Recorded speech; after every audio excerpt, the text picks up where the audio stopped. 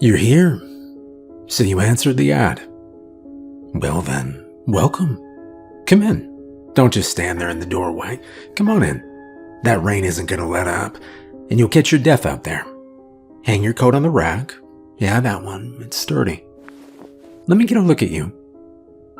You're not what I expected, but I suppose I'm not either. Most people think I'm older. They picture someone with yellow eyes and gray hair, maybe a walking stick, something out of a Gothic painting.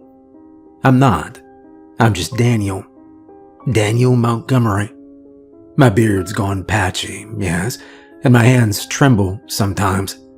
The sickness hasn't taken everything, not yet. Please, sit. The armchair's the better one. Cushions still hold firm. If you get cold, there's a blanket at your feet, though the fire's doing its job tonight. You're the first to come, you know.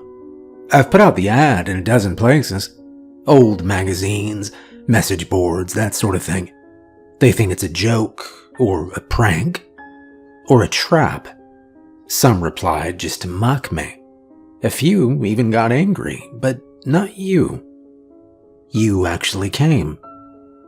I wasn't sure you would. I admit I doubted you after our call. You didn't sound convinced. But here you are. And that means something. Maybe you felt it too. Something in my voice. Or maybe you're just curious. Journalists are like that, aren't they? Always poking around in places no one else wants to go. And now you're here. And you want stories. You'll get them, I promise you that. You should know who I am before I start telling you things that will sound impossible. You'll want to trust me. Not because I ask you to, but because by the end, you won't have a choice. I was the kind of man that grew up around strange things, but I was practical. I went to university, studied architecture. I even worked once. Briefly. Designed a few homes in the city. Nothing special. But when my father died and left me this place, I came back. I didn't mean to stay at first. It was supposed to be temporary. Just until I sorted things out. That was a very long time ago. But I'm getting ahead of myself again. Let's start with the house. It was built in 1891, long before I was born, before even my father was born. It was my grandfather's doing, his project, his pride, back when it was even bigger than it is now. There was a tower, a carriage house, and a proper conservatory. Most of it's gone, burned down, sealed off, buried under vines. But the bones are still here, still holding on. People used to ask why he chose this land. It's far from town, tucked between hills, and the soil is poor. You can't grow anything here. Even grass fights to stay green. But he knew something. He always knew more than he said. There's a place in the woods just behind the west side of the house. Not a clearing, more like a circle. The trees bend away from it. Nothing grows in the middle. Not even moss. He built the mansion beside it. He was careful at first. You have to be with places like that. That's not a garden plot out there. It's older than this country. Older than bones. A threshold, some called it. A kind of seam. 1 foot in our world. 1 foot in another. The old families knew about it. They left offerings. Coins, fruit, bits of iron. They said the land needed balance. That you had to give if you wanted to take. But grandfather, he didn't believe in offerings. He believed in contracts. And he made a bargain. Not with a ghost. Not with a spirit. Not with the old gods people told stories about. And certainly not with fairies, though people always assume that. They hear the word threshold, and immediately their minds jump to spirits in green cloaks, to songs in strange languages, to dancing rings under moonlight and glowing mushrooms. But what lived beyond the circles wasn't like that. It was something older, something cruel, something that didn't pretend to care about humanity. My grandfather never gave it a name, not one I've ever found written down. But it answered him. That much we know. When he stood at the edge of the bare ring behind the house, back when the mansion was only a foundation and a vision, it came to him. He saw something. The stories he left behind were never the same. In one version, the thing had no face at all. In another, it wore his. And once, he wrote that it came to him wearing his dead sister's church dress, though she'd been gone for decades by then. Whatever it looked like, it gave him what he wanted. Land, power, wealth. The family fortune was crumbling by the time he inherited it, splintered across debts and lawsuits and bad investments. The glory days were gone. What we had left was a name people still respected, but not much else. He was the eldest son of an empire already rotting, and he wanted to rebuild it. He wanted more money. He wanted control, a legacy. He wanted the Montgomery name to mean something again. So he took a shortcut. All he had to do was follow the rules. But demons don't offer gifts. They offer traps. And men like my grandfather, driven, proud, desperate, never think they'll be the ones caught. The first deal wasn't the last. Once the door was opened, others came through. What began as one contract became 3, then 7, then 13. 13 demons, each with their own domain, each with their own terms. Some wanted loyalty, some wanted blood, some wanted parts of the house itself, rooms that had to be kept locked, doors that couldn't be opened, windows that had to face east. Each had a price, and grandfather, greedy and eager, he paid them all. But the thing about deals with demons is that they're never clean, never simple. The contracts were honored, yes, but the more he gave, the more they took. They demanded balance, they said. That was their favorite word. The house must remain in balance. But it never did. He thought he could manage it, contain it. But the truth is, once he signed that first contract, he was no longer the master of this house. He became its servant. And when he changed, when the last contract turned his flesh into something that no longer needed a bed or even a grave, he left it to us, to his children, and then to me. Do I resent the old man? Yes, sometimes. It depends on the day, the weather, how long the lights stay on without flickering. But yes, sometimes I sit in this chair and think about him, what he did. And I feel something that isn't quite hate, but it lives nearby. He made choices that shaped all of us.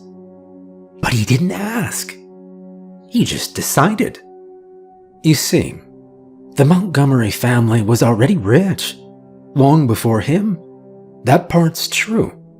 We made our wealth laying down train tracks in the early days, when the country still had wild places and unclaimed borders. There are books that say so. History papers, even a few museum plaques.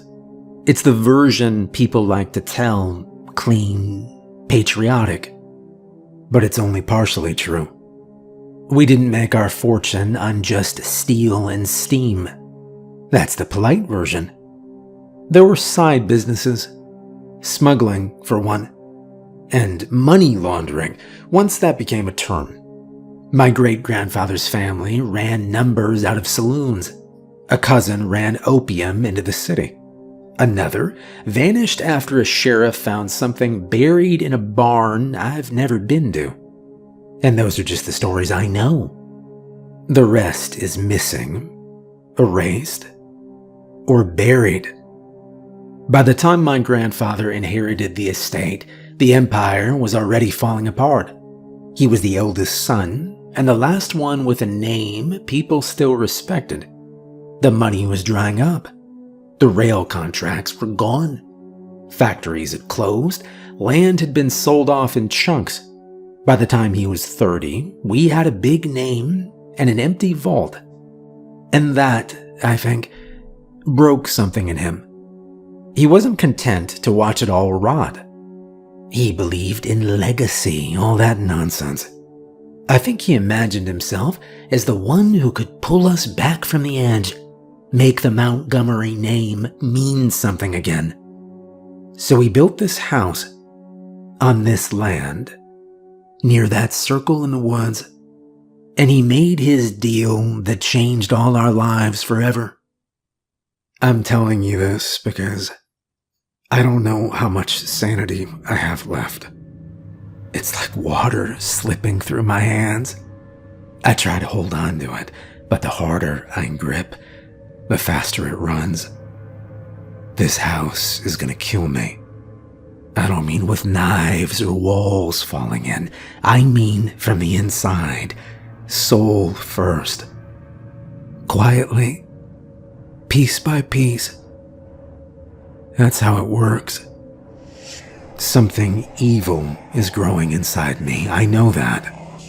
I can feel it waiting. Some days it stirs. Some days it's quiet.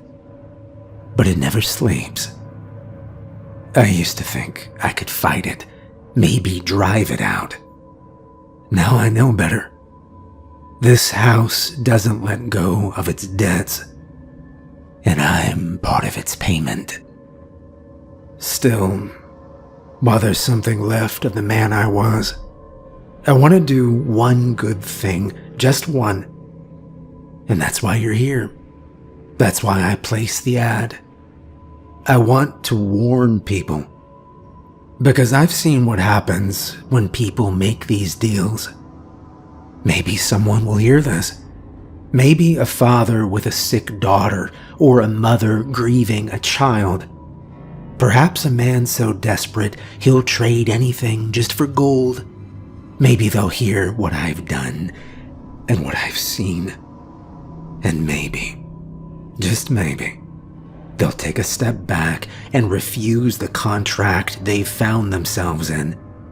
Because once you sign with a demon, there's no fixing it. No canceling, no undoing, no plea for mercy. They don't care about fairness or regret. They don't care what made you desperate. All they care about is the signature. And once they have that, they own you. So, these are my stories. You better get comfortable. It's pouring outside now, but the fire's warm. It's gonna be a long night. Now you're probably wondering what happened to my grandfather. Most people do, once they hear enough to know he's the root of it all. He's the one who laid the first stone, who found the circle in the woods. He made the first bargain, signed the first contract, and opened a door that is never truly closed. He tied the house to himself, and himself to the house. And the two have been feeding off each other ever since. But his end, if you can even call it that, it's not simple. There's a lot I still don't know. Not because I haven't looked, but because some of the knowledge was never written down, and the rest was hidden. Most of what grandfather did is lost to secrecy, and no one has ever managed to piece together the full picture. except maybe for Mary, his wife. She was always quiet, always watching, wore gloves even in the heat of summer, sat for hours by the east window with her tea untouched. She never spoke directly of the rituals, but I think she saw things no one else could. My father, he used to say she whispered into the fireplace when she thought no one was around. And he said it like a joke, but I could tell it made him uneasy. She never told me what she knew, not even near the end. And now she's gone, buried in the family plot beneath a crooked oak that hasn't grown an inch since the day they laid her down. But grandfather, no, he never left. He never died, not properly. What happened to him was worse. He changed. There's a step on the grand staircase, the seventh one from the bottom. It looks like the others, carved from the same dark wood. But if you step on it carefully, you'll hear that it's hollow. There's something hidden inside it. His heart. It was removed as part of the ritual, cut out clean, treated with oils and salt, wrapped in cloth that smells like old blood. It's kept sealed in that step, pulsing faintly when the house is quiet enough to listen. The spell kept him alive for 7 more years, just like the demon promised. 7 more years to walk, speak, and rule over his family like a king. But magic like that always twists. Always. He got his time, but when the clock ran out, his body didn't fade. It stayed. Or at least, parts of it did. The rest changed. Over the years, my grandfather stopped being a man and became something else entirely. And now he crawls beneath the floorboards. He doesn't walk anymore. He slithers. He drags what's left of his limbs through the crawl spaces and passages that run beneath the mansion. He weaves between the stones of the foundation and the ancient dirt they were set into. He lives there now, not because he wants to, but because he has no choice. The transformation wasn't sudden. It happened in pieces, slow and ugly, the way rot works through old fruit. The more time passed after the ritual, the more of a monster he became. First went his voice, then his skin began to crack like old leather. His joints twisted, his back curled. He lost his eyes last, but not his sight. They have to feed him now. It's part of the agreement. The 7-year extension of his life didn't come without strings. When the heart was removed and sealed in the 7th step of the grand staircase, it created a bond between him and the house, between the demon's contract and our bloodline. The heart beats only when fed, and when it does, it calls to the thing he became. For as long as I can remember, someone in the family has made sure grandfather gets fed. They never called it that, of course. No one ever explained it to me in words. But the house has its rhythms, and children pick up on the quiet things, the rules that aren't written down. I knew not to go near the cellar beneath the main stairs even before I understood why. I knew never to ask why a new maid arrived every few months, or why none of them stayed long.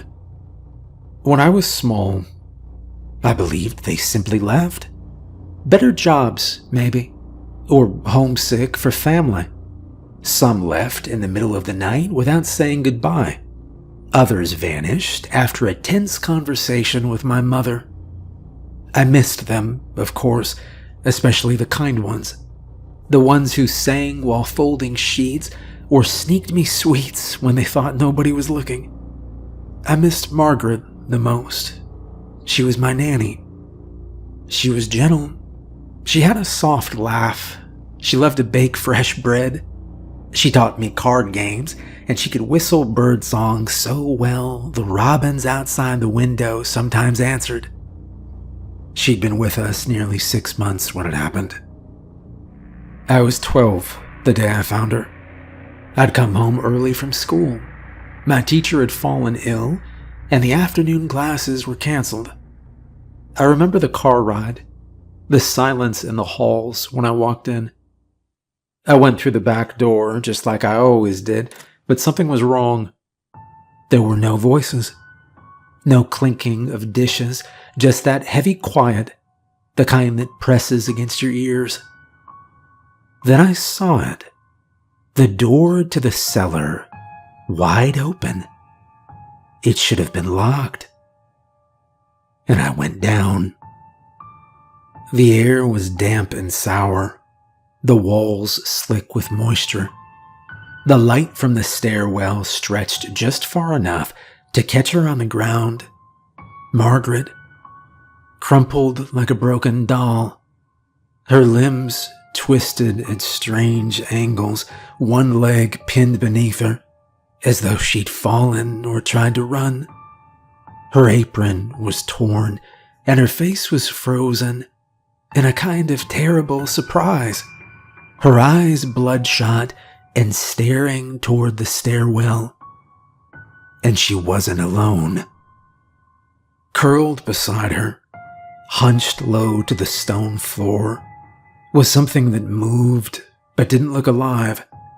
It was slick in places, dry in others, like cracked hide stretched over something once human. It had hands, broken fingers, and it was holding her wrist, pulling her arm up towards its mouth. I could hear it chewing, wet, slow, grinding. And when it raised its head, I saw part of a face I recognized, buried beneath a decay. It was him. It was my grandfather. I ran, of course. I didn't scream. Something felt too loud for a place like that. I just turned and ran back up the steps, didn't stop until I was outside, standing in the garden with mud on my shoes and shaking so hard I thought I'd fall over. No one ever talked about it. Not my mother, not the staff, not even the police, because no one called them. Margaret's name wasn't ever spoken again, and by the next week, we had another nanny whose name I chose not to learn. I never went near that cellar again. But the practice continued, all the way into my adulthood. There was always someone new, always someone brought in and later taken down. The same path, the same locked door, the same hollow step pulsing faintly, with a rhythm only the house can feel. Because my grandfather never died. He was extended, postponed, changed. And now he must be fed. That's the thing about demons. They keep their promises, but never the way you expect. Grandfather asked for more time, and he got it. 7 more years of breath and command, 7 years to rebuild his empire, to taste control again. But when the last year ended, he didn't die. The body stayed, but the man was gone. What was left crawled beneath the house, hungry and hollow, feeding on what it could catch. He got what he asked for, though, just not in the way he thought he'd get it. Demonic contracts are always true but twisted. The terms are honored to the letter, never the spirit. And once you sign, they don't break the deal. They bend you to fit it. There's something I should tell you about the family pet. It's a softer story than the others, the kind I don't get to tell very often. Most things in this house rot over time.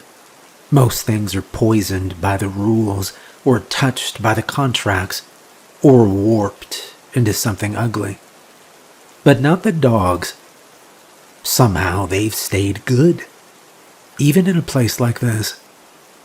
Every child born into the Montgomery family is given a dog, always a black one, always male, and always named the same. We don't pick them out. They just come. No one ever talks about where they're bred, or how they arrive, or who teaches them to sit and stay and guard the doors. One day there's no dog, and the next he's waiting on the steps, head high, eyes calm, tail still, like he's been there all along, just waiting for you to notice him. And it's always the same dog, not just the same breed or the same name. I mean the same dog, reborn again and again, for every child who's born into this family. It sounds mad when I say it out loud, I know that. I wouldn't believe it if I hadn't seen it for myself. But I have. My dog's name was Bishop. My father's dog was Bishop. So was my grandfather's. All of us had him. And he never aged, not really. He'd stay for as long as he was needed. As long as the child had not yet become something else. Childhood seemed to be the limit, that invisible border between being protected and becoming a protector. If a child passed in infancy, so did Bishop, curled quietly beside the cradle like a shadow turned to sleep. My Bishop came when I was 6. I remember opening the back door one winter morning and finding him sitting in the snow, calm as anything, like he belonged there. He didn't bark. He didn't run. He just waited. My mother opened the door and said nothing. She only stepped aside and let him in. He followed me everywhere after that. Through the halls, into the attic, out into the garden, even when it rained. He never growled, never bit, never left my side. At night, he'd sleep at the foot of my bed, paws crossed, head resting on them like a statue carved out of coal. Bishop was more than a pet. He was a guardian. The house never touched me while he was there. He could sense things before they entered the room. He'd pause in the doorway and refuse to let me pass until whatever unseen weight had moved on. Sometimes he would growl low, not loud, not angry, but deep in his throat, like a warning from the earth itself. I don't know where he came from. I don't know what he was exactly. But I know he was part of something holy. Maybe not heaven in the church book sense, but something aligned with, well, light, with protection. Even in this cursed place, God didn't leave us completely alone. The dogs were proof of that. There are family portraits upstairs in the long hall, and if you look close, you'll see the dogs in each one, sitting quietly at their feet, always black, always watching. You see, Bishop didn't go to just any Montgomery child. He came only to the main line, the direct bloodline that carried the oldest deals. No cousins, no second branch children, only us. Because that was where the curse was thickest. That line bore the full weight of the bargains, the deepest promises, the most powerful consequences. It was where the house watched the most closely and where the darkness pressed the hardest. And so, it was us who were given the only thing in the house that still carried light. He wasn't just a guardian. He was a counterweight. Something pure, something tethered to protection, placed against a bloodline meant to break. We were given Bishop, not because we were blessed, but because we were the most in need of mercy. And in return, they kept us safe. Or as safe as anything could be in a house like this. Looking back, it's strange how nobody ever questioned it. Not really. Even the adults who had turned cold and bitter would reach out to scratch behind Bishop's ears when they passed him in the hall. It was one of the only things that made them soften. And just for a moment, they'd smile. I think we all understood, even if no one said it aloud. He was the one thing the demons didn't touch. I've thought about that a lot over the years. How strange it is to have something so pure tied to a bloodline like ours. A family that has done terrible things. Broken laws, both man-made and otherworldly, traded pieces of themselves for things that should never have been theirs. And yet this one kindness remained. The black dogs were not part of the bargains. They were not summoned, not conjured, not bought. They simply came, each one a new beginning, and yet always the same spirit, returned again and again as if some force beyond our understanding looked down at us, at our ruined line, our cursed home, and said, "Let the child have this." Bishop died when I was 19. He passed in his sleep, curled in the corner of the room where the sun hit the floor. I woke up and found him still, his body warm, but his eyes closed. I didn't cry, not then. I just sat with him for a long time, one hand on his fur, and waited until the silence felt like peace. He'd done his job. He'd kept me safe for as long as he could. He'd waited until I'd become a man, still young enough to make mistakes, but old enough to make the right decisions. And even now, I like to think he's still out there, waiting for the next child, waiting to be born again. That is the sweetest story I'm going to give you tonight. I don't have many of those. Every generation, one Montgomery child must be claimed by the root. That's what they call it, claimed, as if it's a calling, something divine. But what it really means is this: one of us is buried alive beneath the oldest oak on the estate. The tree demands it, and in return, it gives us something we were never meant to have. Life, pulled from death. There's a tree on the eastern edge of the property, older than the house, older than the graves, older than the family. Its bark is darker than the others, rough and split, like something burned its skin and left it halfway healed. The roots rise above the soil in places, thick as a man's leg and cold to the touch, even in the heat of summer. The branches stretch wider than they should, casting shade where there's no sun.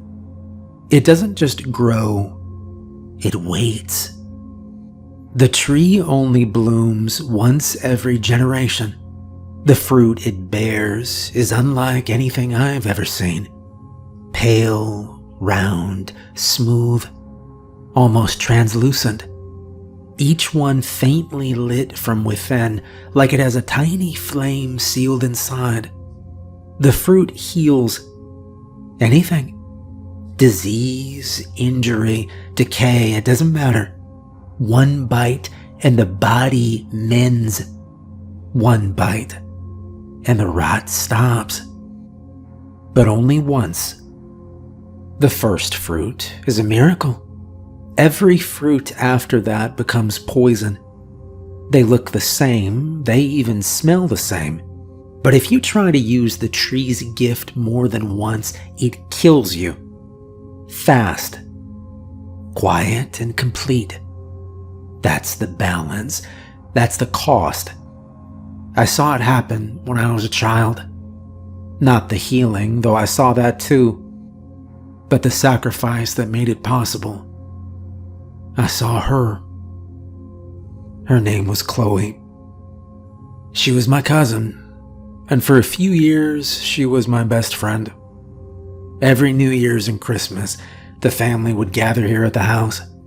While the adults filled the halls with their stiff clothes and tired smiles, Chloe and I would disappear.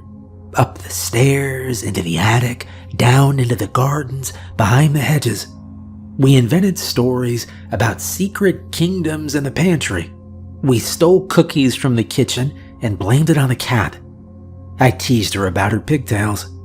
She said I had hay for hair. We'd laugh, argue, run, laugh again. She always wore blue.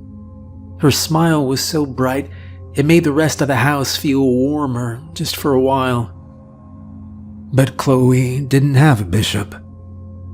Only the children of the main line received them, those descended directly from the first contract.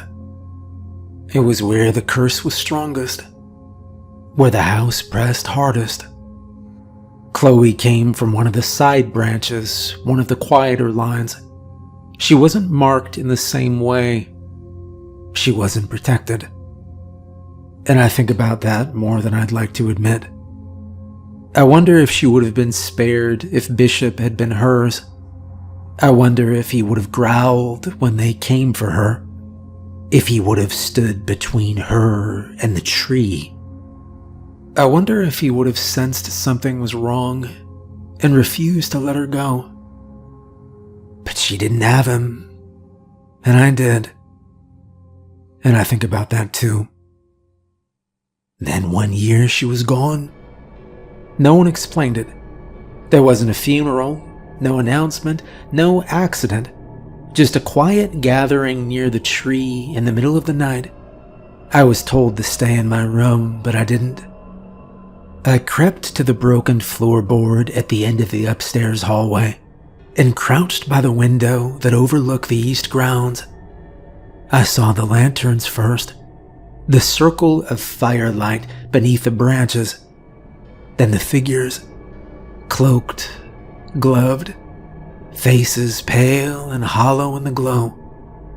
I saw her standing there between two men, still and small and silent. Chloe didn't cry. She didn't scream. She just stared straight ahead, like she'd already been swallowed by the soil. They lowered her into the earth by rope, one around her waist, one around her ankles. The pit wasn't deep, but deep enough. They covered her slowly by hand, like planting something precious. 3 days later, the tree bloomed. My uncle harvested the fruit at dawn. It dropped from the highest branch like it'd been waiting to fall into his hands. He brought it inside, wrapped in linen. My father ate it that afternoon. The cancer that had been devouring him vanished by the end of the week. Every scan came back clean. The doctors were speechless. My mother said it was divine grace. I knew it was Chloe. And something changed in my father after that. He didn't look different. He didn't grow fangs or lose his reflection, but there was a new weight to him, like something hard had been sealed under his skin. He became sharper, colder. His anger came faster. The softness he once had, the little smiles, the absent-minded humming while he worked, it all disappeared. Something inside him had been replaced, and I didn't recognize what was left. I won't go into the details. I still dream about Chloe sometimes. Not every night, but often enough to know the dreams mean something. Sometimes I see her standing in the garden, holding the doll she once left in my room.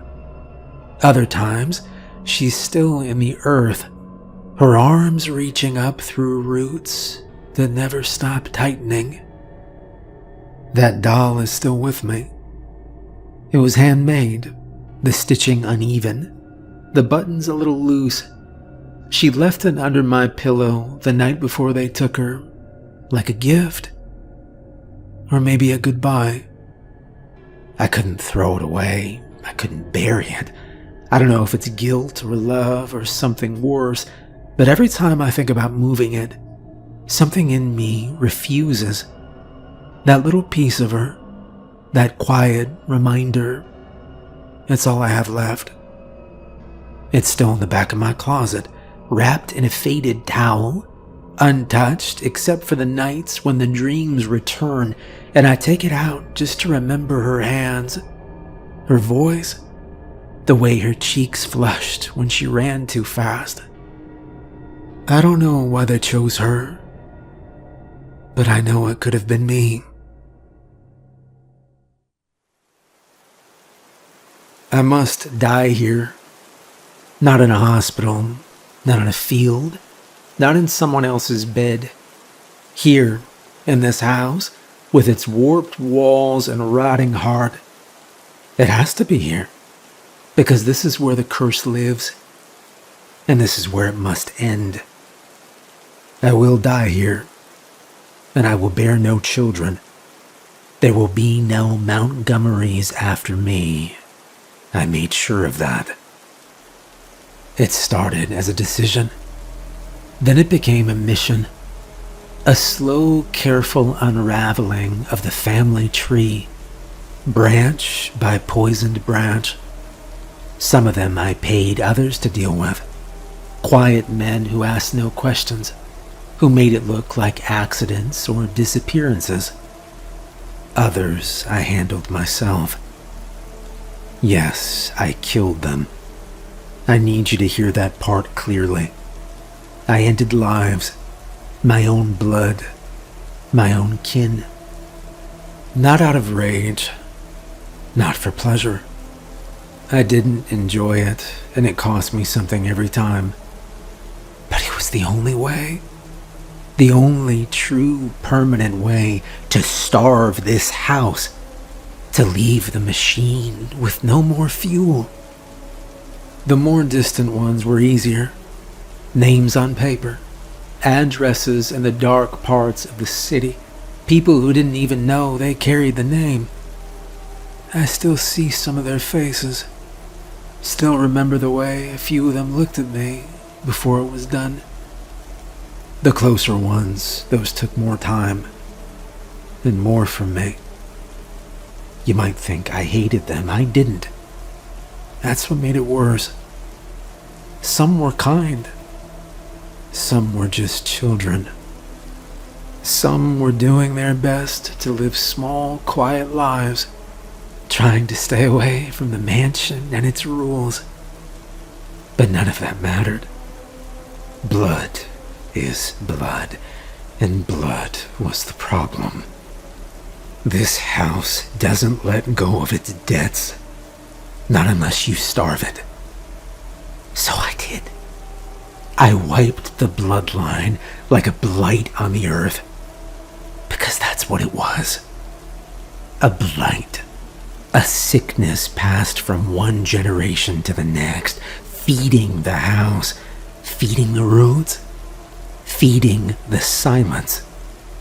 We didn't inherit land or power or wisdom. We inherited contracts. Traps? Ropes around the ankles of children, dragging them into the dirt. We were poison. I never had children, never even tried. There were women once, long ago. But I ended those chapters early, cut them off. I made myself the end of the line, the last Montgomery. There's no one left. Only me. I'm not a man anymore, not really. I've lived far too long for that. Time has worn me down, sanded me into something brittle and strange. I forget things. I remember things that never happened. I hear footsteps and voices that don't belong to the living. I haven't left the grounds in years. I am 102 years old. You believe that? Some days I feel older than the house. Some days I feel like I'm part of it. Maybe I am. Maybe this is what happens when you stay too long. When you survive everything else and keep breathing just to make sure no one else does. But even I won't last much longer. I can feel it now. The edges starting to give. The small tears in thought. The soft warping of what I am. The thing inside me, that cold, waiting thing, has been patient, but not passive. When I go, it will have nothing left to feed on. And then maybe the house will sleep. Not die. It can't die. This place was built too well, too deeply, with foundations that stretch beyond our world. But sleep? Yes, maybe it will sleep. And if it sleeps long enough, maybe no one will wake it. But that's why I'm telling you this.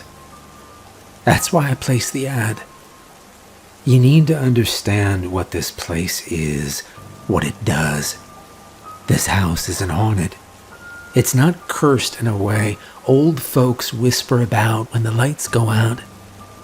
It's a machine, a system, a living, breathing engine of deals and debts and endless exchange. It feeds on names. It feeds on blood. It rewards, but only to trap. It heals, but only to hollow. It gives miracles that turn men into monsters. And once you live here, even for a day, the house learns your name. It remembers.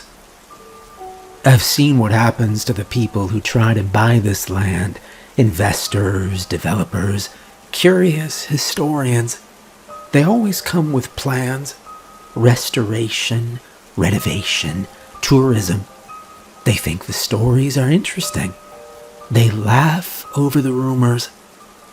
Then they step too close, and the house begins to listen.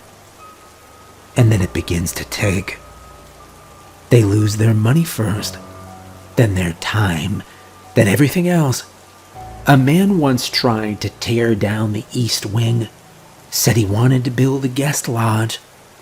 He disappeared 3 days later. They found his boots outside the cellar door, nothing else. This land cannot be bought, not without cost. So I'm telling you now, while I still remember how to form the words, do not buy this land. Do not build here. Do not dream here. Do not walk these woods with hope in your chest or ambition in your hands. Do not think this house will be different. For you, it will not. It cannot. It remembers. And if you step too close, it will know you. And then Well, looks like the rain has stopped. The fire's the only sound in the room, and the windows are clear enough to see the dark sky beyond, empty and still. That means it's time. I've told you what I needed to. Not everything. There are more stories, of course. Too many to count. Rooms I never mentioned. Names I chose not to say. I could go on for days, and some part of me wants to. But this was never about the whole story. Just enough. Enough to make you leave. Enough to make you not come back. So I'll say this once. With all the weight I can put behind it, every word I've told you tonight is true. Every terrible thing, every name, every death. Truth is heavy. And now I've passed some to you. I hope you carry it far from here. I hope you go home to a life I never had. A home without rot under the floor. Children who laugh and stay that way. A spouse who never has to wake up afraid. A life that doesn't need miracles because no one is sick enough to want one. I'm giving you something too. There's a check in the envelope, enough to make your editor happy. Enough to make you stay quiet if you choose to. Or speak if you must. Either way, you've done what I needed. I've told my stories and I have my closure. You leave with your soul intact. That's more than most. The house will forget you, since you haven't stayed long enough just yet. But don't look back. One last thing before you go. If you ever find yourself desperate, so desperate you start thinking about bargains and signs and quiet voices offering impossible things, don't take the deal. No matter how kind it sounds, no matter how gentle it seems, there's always a price, and it's always more than you can bear.